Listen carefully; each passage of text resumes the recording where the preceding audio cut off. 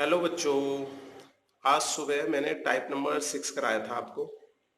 उसके मैंने 6 क्वेश्चंस दिए थे आपको होमवर्क के लिए। उनके सॉल्यूशन देख लीजिए। आप सबसे पहले उन क्वेश्चनों को मिला लेना सॉल्यूशंस को इससे, फिर उसके बाद मेरे व्हाट्सएप नंबर पर इसका सॉल्यूशन भेजना।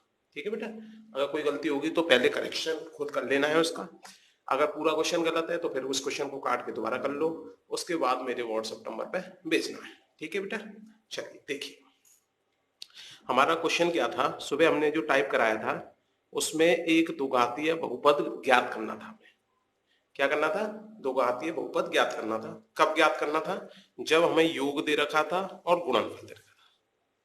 तो इसका मतलब मैंने सुबह भी बताया था, फर्स्ट वाला क्योंकि क्रमशः लिखा है, क्रमशः लिखा हो या रेस्पेक्टिवली लिखा हो, इसका मतलब फर्स्ट वाला होता है और सेकंड वाला सेकंड।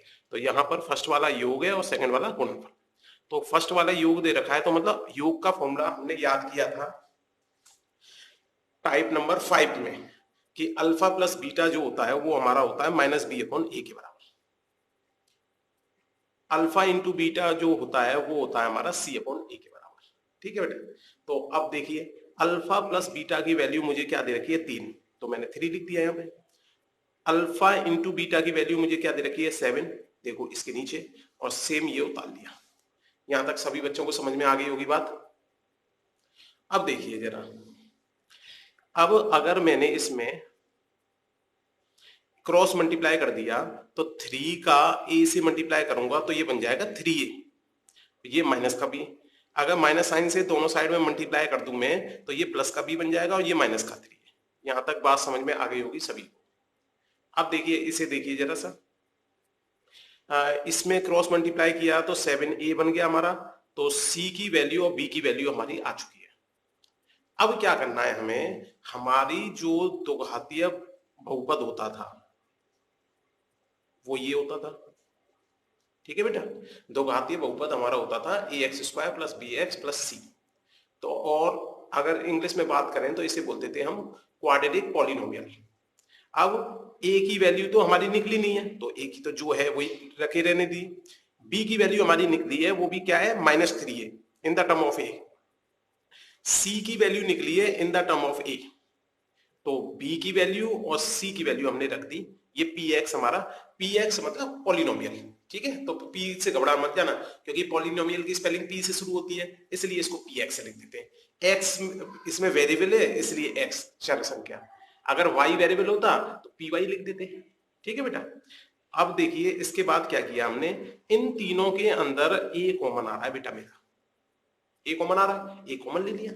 अगर मैंने इन तीनों के अंदर ए कॉमन ले लिया तो ये बन गया एक्स स्क्वायर। इसमें से ए कॉमन ले लिया, ये प्लस और माइनस माइनस हो गया, 3 रह गया, एक्स रह गया। ए तो ले लिया मैंने, इसमें से ए कॉमन ले लिया तो इसमें क्या बच गया? 7।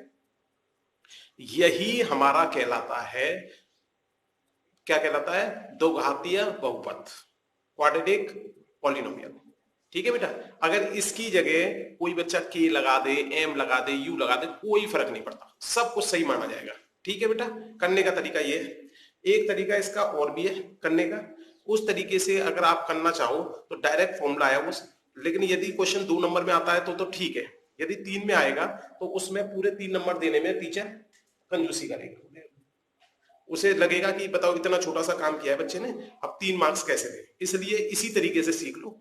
ये 2 नंबर में भी सक्सेसफुल रहेगा आपका, 3 नंबर में भी सक्सेसफुल रहेगा। यदि 1 नंबर में आता है तो थोड़ा सा लंबा माना जाएगा। ठीक है। लेकिन ऐसा नहीं है कि टीचर नंबर काट लेगा इसके। ठीक। चलिए अब आते हैं हम, अगर 1 नंबर के लिए सीखना चाहो तो मैं सिखा सकता हूं, वो मेथड और सिखा दूं। चलो, अगर मान लीजिए हम सीधा सा एक फॉर्मूला याद कर लें, x square minus alpha plus beta into x plus alpha beta, और इस पूरे को ब्रैकेट में रख के हम क्या करेंगे? के से कर देंगे मल्टीप्लाई। अगर केवल इस फॉर्मूले में डायरेक्ट अल्फा प्लस बीटा की मतलब मूलों का योग और alpha into beta product of zeros और सम ऑफ जीरोस की वैल्यू रख दी जाए तो भी हमारा डायरेक्ट क्या निकल के आ जाता है? ये आ जाता है मेरा पी एक्स। ठीक है बेटा, तो ध्यान रखें, घबराना नहीं है, ये चीज सेम है। तो हम कुछ कंडीशंस में ऐसा भी कर सकते हैं। ठीक है, अब देखिए, अब आता है मेरा सेकंड वाला क्वेश्चन। सेकंड वाले क्वेश्चन में क्या दे रखा था, अल्फा प्लस बीटा की वैल्यू मुझे 1/4 दे रखी थी, अल्फा इंटू बीटा की वैल्यू -1 दे रखी थी। मैंने लिख दी अल्फा प्लस बीटा, हमारा फॉर्मूला -b/a होता था, वैल्यू मुझे 1/4 दे रखी है, लिख दी। अल्फा इंटू बीटा फॉर्मूला मेरा होता था c/a, वैल्यू दे रखी है मुझे -1। यहां तक काम हो गया। अगर मैंने इसका क्रॉस मल्टीप्लाई किया तो ये -b, अच्छा मैं चाहता तो ये -b का 4 से मल्टीप्लाई कर देता, लेकिन क्योंकि मुझे b से की वैल्यू निकालनी है इसलिए मैंने 4 को इधर नहीं भेजा। ठीक है बेटा, आप चाहते तो पहले 4 को भेज देते, फिर उसके बाद में नीचे लेके आओ तो थोड़ा टाइम ज्यादा लगेगा, लेकिन कर सकते हो, ऐसा नहीं है उससे गलत हो जाएगा। ठीक है बेटा, कुछ बच्चे ऐसा भी कर सकते थे इसको, -4b = a, ऐसा नहीं है, कर सकते हैं। अब लेकिन क्योंकि हमें तो b की वैल्यू निकालनी है तो सबसे पहले हमने क्या किया, ये -4 है b के मल्टीप्लाई में, यहां पे क्या डिवाइड में हो गया। अब तुम्हें डिवाइड का नियम पता है, डिवाइड और मल्टीप्लाई के सेम नियम होते थे। अगर एक प्लस का है और एक माइनस का है, डिवाइड हो रहा है या मल्टीप्लाई हो रहा है, तो साइन का आएगा माइनस का, इसलिए मैंने माइनस का लगा दिया इसमें। ठीक है बेटा, समझ में आ गया होगा। ये देखो ये मेरा माइनस का आ गया। ठीक, अब देखिए जरा इसे, इसका क्रॉस मल्टीप्लाई किया तो सी की वैल्यू आ गई। बी और सी की ही वैल्यू हम निकालते हैं, ए की वैल्यू निकालने की जरूरत नहीं है क्योंकि ए तो हमारा कॉमन आ जाता है सब में। अब मैंने अपने क्वाड्रेटिक पॉलिनोमियल में ये बी की वैल्यू और सी की वैल्यू रख दी। अब देखा मैंने ध्यान से, और जब बी और सी की वैल्यू रखोगे तो 100% ए कॉमन आएगा हमेशा। ठीक है, चलिए ए कॉमन ले लिया मैंने, तो ये बन गया x² माइनस का x/4 माइनस का। हम चाहें तो यहीं पे छोड़ सकते हैं, अगर थोड़ा सा सिंप्लीफाई करने का मन करे तो इसके नीचे 1, इसके नीचे 1, एलसीएम लिया इसका तो 4 बन गया। तो इसको मैं ऐसे भी लिख सकता हूं, a ये बन गया मेरा 4x² माइनस x माइनस 4/4, ऐसे भी लिख सकता हूं। अब a/4 को, क्योंकि दोनों कांस्टेंट है, k मान सकते हैं, तो इसे और भी बढ़िया फॉर्म में लिखना चाहें तो हम ऐसे लिख सकते हैं बेटा, k मान लिया a/4 को, अगर हम यहीं पे छोड़ देंगे तब भी हमें पूरे मार्क्स मिल जाएंगे, ध्यान रखें। ठीक है बेटा, तो कोई परेशानी नहीं है। लेकिन अगर हम इस फॉर्म में छोड़ते हैं, जिन बच्चों को 80 आउट ऑफ 80 मार्क्स लाने हैं वो बच्चे इसी फॉर्म में छोड़ें। ठीक है बेटा, वो यहां ना छोड़ें। बाकी नॉर्मल बच्चे कभी भी इस बात के लिए मार्क्स से नहीं काटे जाते। ठीक है बेटा, चलिए अब आते हैं हम सी वाले पे।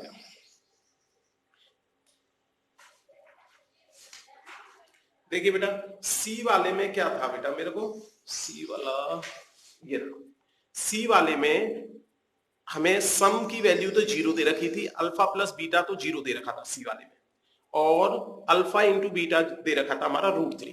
क्वेश्चन देख लेना, आपके पास होगा। ठीक है बेटा, चलिए अगर देखना हो तो मैं दिखा दूं यहाँ पे। ये देखिए सी वाले में सम जो है 0 दे रखा था और प्रोडक्ट जो है √3 दे रखा था। हम उस आधार पर क्वेश्चन को करते हैं। देखिए बेटा, हमने करना शुरू किया। सबसे पहला काम, सम जो है मेरा वो -b/a का फॉर्मूला होता है, प्रोडक्ट का फॉर्मूला मेरा c/a होता है। अल्फा प्लस बीटा की वैल्यू मुझे 0 दे रखी है, √3 दे रखी है अल्फा इंटू बीटा की वैल्यू। क्रॉस मल्टीप्लाई किया बेटा मैंने, क्रॉस मल्टीप्लाई किया तो इससे क्या हुआ, a का 0 से मल्टीप्लाई करूंगा तो 0 हो गया, -b = 0 आ गया। अगर माइनस साइन से दोनों साइड में मल्टीप्लाई करूंगा तो b की वैल्यू मेरी क्या आ जाएगी, 0। ठीक है बेटा, अब देखिए इधर देखा हमने, इसका क्रॉस मल्टीप्लाई किया तो ये आ गया √3 है। तो किस किस की, एक तो c की वैल्यू आ गई मेरी, एक b की वैल्यू आ गई। इन दोनों वैल्यूज को मैंने अपनी स्टैंडर्ड इक्वेशन के अंदर, पॉलिनोमियल जो हमारा क्वाड्रेटिक पॉलिनोमियल, उसमें रख दिया। अगर इसमें मैंने वैल्यू रख दी, ए तो रखनी नहीं है, बी की वैल्यू मेरी 0 रख दी और सी की वैल्यू √3। अगर मैं ध्यान से देखूं, मैंने कहा था 0 के अंदर सब कुछ आता है, तो ए इसमें से भी कॉमन ले सकते हैं हम, तो ए कॉमन ले लिया, ये x², ये 0 ही बचेगा, ये √3। अगर इस स्टेप को कोई बच्चा ऐसे लिखना चाहे जीरो का x से मल्टीप्लाई करेंगे तो जीरो हो जाएगा, तो लिखेंगे ही नहीं उसे, ऐसे लिख दे तो भी गलत नहीं है। फिर इसके बाद कॉमन ले लो ये, ठीक है। ऐसे भी बच्चा लिख सकता है और ऐसे भी बच्चा लिख सकता है। उम्मीद करता हूं बात समझ में आ रही होगी। दोनों ही हमारे किसके बराबर है, px। px का मतलब क्वाड्रेटिक, यहां पर क्वाड्रेटिक पॉलिनोमियल था।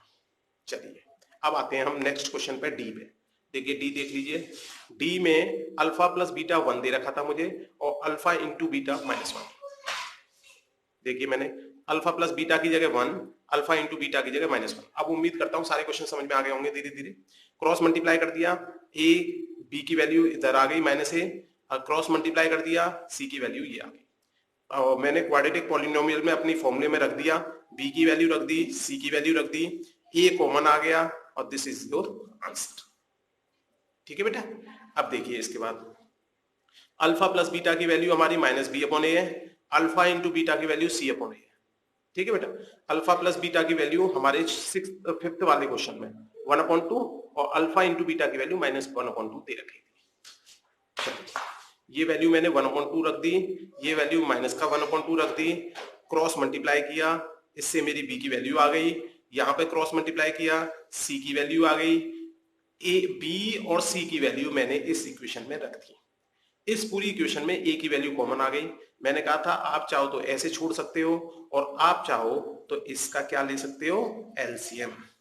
एलसीएम लिया, फिर इसके बाद a/2 को आप इसे और स्टैंडर्ड फॉर्म में लिखना चाहो तो a/2 को k मान लिया हमने, तो ये हो गया 2x² -x -1 और यहाँ पे लिख दो लेट मान लिया है बेटा मैंने a/2 को क्या, k। बस खत्म। ठीक है। 6th एक और था, उसमें मेरे को सम ऑफ जीरोस दे रखा था √3 और प्रोडक्ट ऑफ जीरोस। देखिए बेटा सम ऑफ जीरोस क्या दे रखा था 6th वाले में, मेरे को देख लीजिए एक बार, ये लीजिए सम ऑफ जीरोस √3 और product of zeros √2। Sorry sum of zeros भी √2 है, दोनों ही √2 है, √2 सम ऑफ जीरोस √2 और प्रोडक्ट ऑफ जीरोस √2। चलिए करते हैं।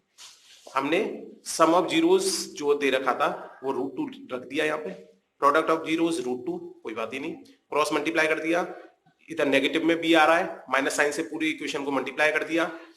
अगर इस इक्वेशन को मैं माइनस साइन से मल्टीप्लाई कर देता हूं, ठीक है बेटा, तो ये क्या होगा, ये तो प्लस का हो जाएगा, ये वाला किसका हो जाएगा, मेरा माइनस का।